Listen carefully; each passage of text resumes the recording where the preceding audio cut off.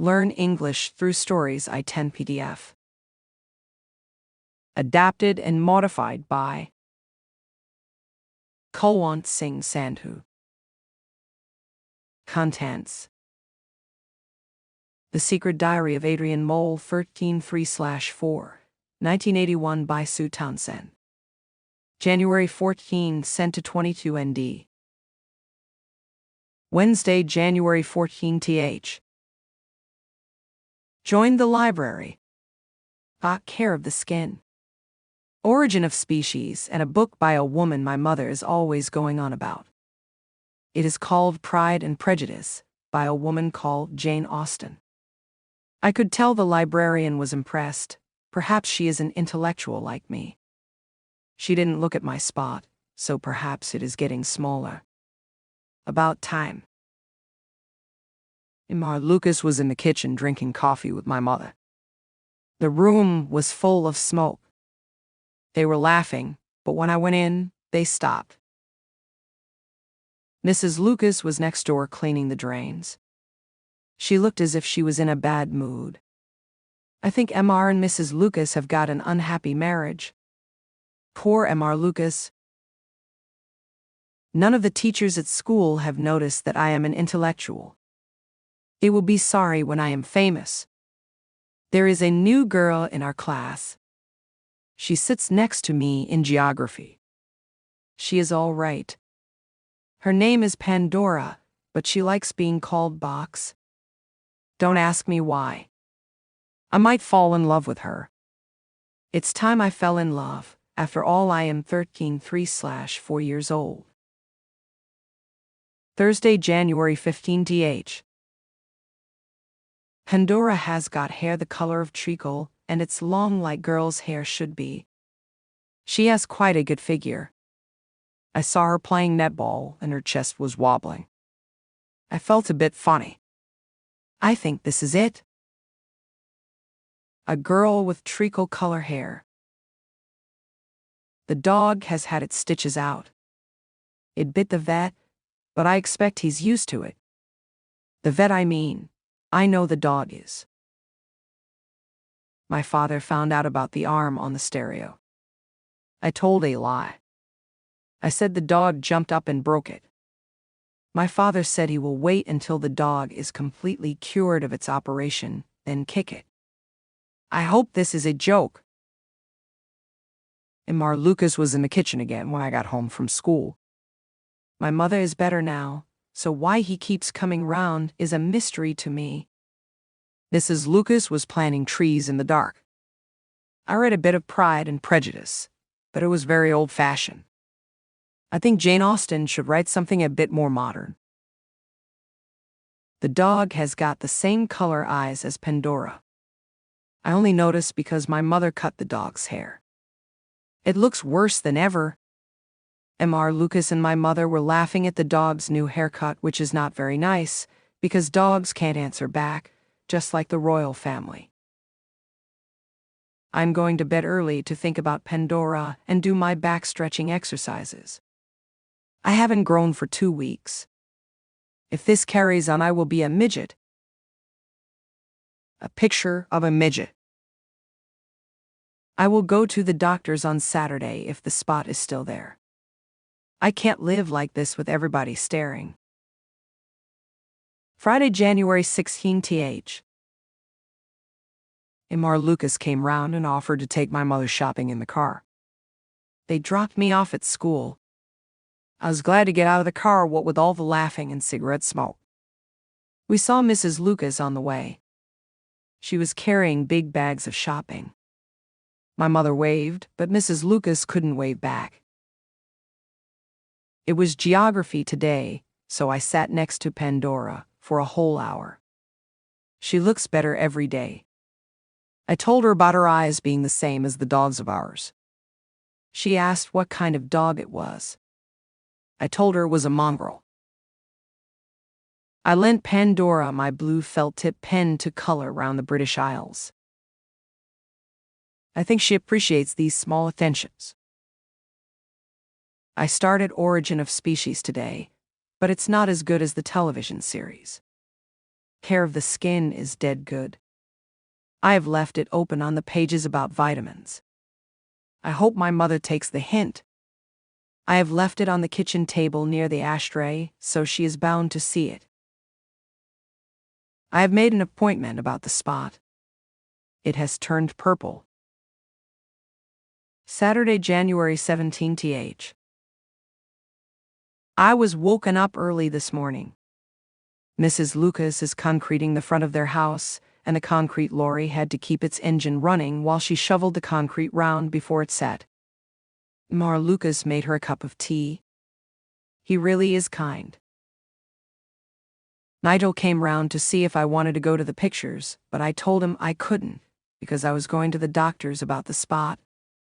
He said he couldn't see a spot, but he was just being polite because the spot is massive today. Dr. Taylor must be one of those overworked GPs you are always reading about. He didn't examine the spot, he just said I mustn't worry. Is everything all right at home? He asked. I told him about my bad home life and my poor diet, but he said I was well nourished and to go home and count my blessings. So much for the National Health Service. I will get a paper round and go private. Sunday, January 18th. Second after Epiphany. These Sundays of Epiphany are a reminder from the church. Oxford University, Hillary, term starts. Mrs. Lucas and my mother have had a row over the dog. Somehow it escaped from the house and trampled on Mrs. Lucas's wet concrete. My father offered to have the dog put down, but my mother started to cry, so he said he wouldn't. All the neighbors were out in the street washing their cars and listening. Sometimes I really hate that dog. I remembered my resolution about helping the poor and ignorant today.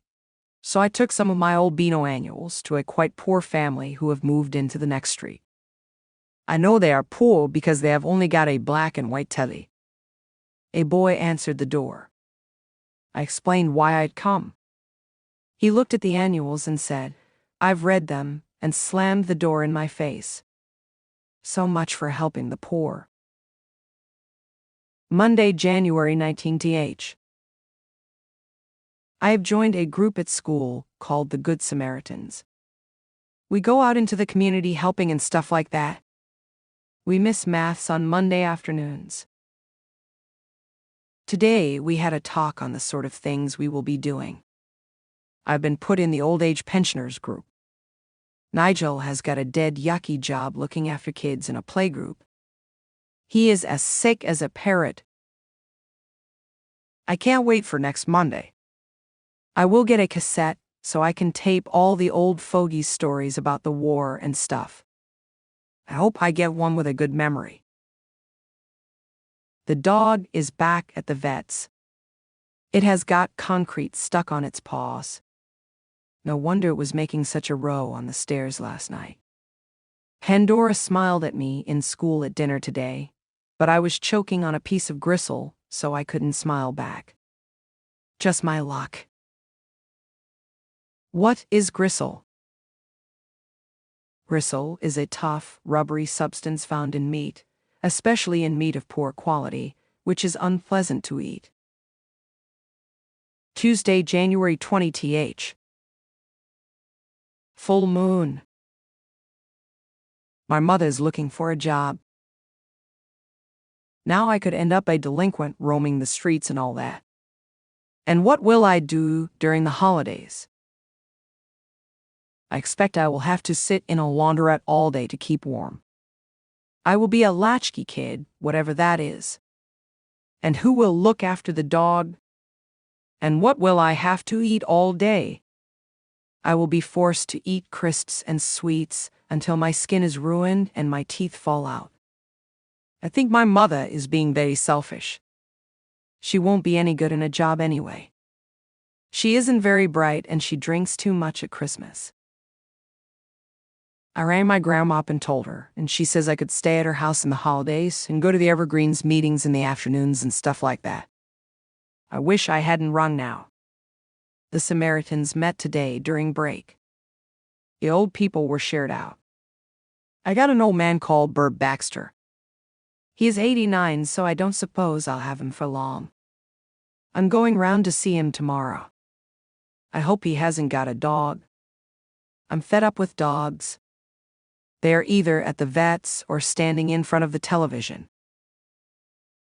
Latchkey Kid is a child who must spend at least part of the day alone and unsupervised, as when the parents are away at work. Wednesday, January 21 cent.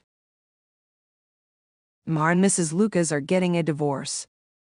They are the first down our road. My mother went next door to comfort M.R. Lucas. He must have been very upset because she was still there when my father came home from work. Mrs. Lucas has gone somewhere in a taxi. I think she has left forever because she has taken her socket set with her. Poor M.R. Lucas, now he will have to do his own washing and stuff like that. My father cooked the tea tonight. We had boiling the bag curry and rice. It was the only thing left in the freezer, apart from a bag of green stuff, which has lost its label. My father made a joke about sending it to the public health inspector. My mother didn't laugh. Perhaps she was thinking about poor M.R. Lucas left on his own. I went to see old M.R. Baxter after tea. My father dropped me off on his way to play badminton. M.R. Baxter's house is hard to see from the road. It has got a massive, overgrown privet hedge all round it. When I knocked on the door, a dog started barking and growling and jumping up at the letterbox. I heard the sound of bottles being knocked over and a man swearing before I ran off. I hope I got the wrong number. I saw Nigel on the way home. He told me Pandora's father is a milkman. I've gone off her a bit. Nobody was in when I got home, so I fed the dog, looked at my spots, and went to bed. Some people have a neat and tidy privet like this. Thursday, January 22 ND.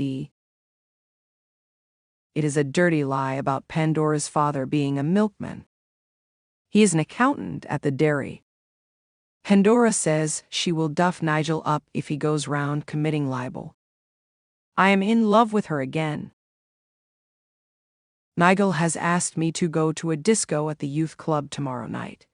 It is being held to raise funds for a new packet of ping-pong balls. I don't know if I will go because Nigel is a punk at weekends. His mother lets him be one, providing he wears a string vest under his bondage t-shirt.